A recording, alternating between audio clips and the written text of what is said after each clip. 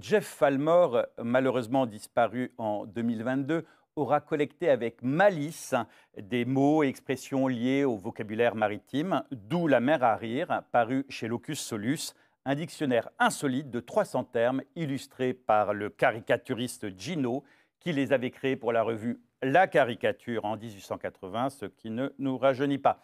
Alors, c'est beaucoup d'argot, de détournement des usages de l'époque, de la hiérarchie maritime, notamment militaire. Et la vision des hommes comme des femmes, comme l'ennemi juré, autrement dit l'anglais, est tout à fait caricaturale. Mais on apprend plein de choses. Prenons au hasard la lettre B.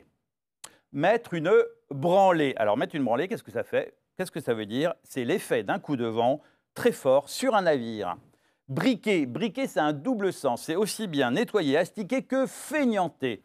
D'où les deux visuels que vous voyez, des visuels de Gino. La première, ce sont les officiers d'un bâtiment d'État briquant les coussins de leur carré. La seconde, matelot briquant sur le pont. Tout ça, évidemment, est pénétré d'humour.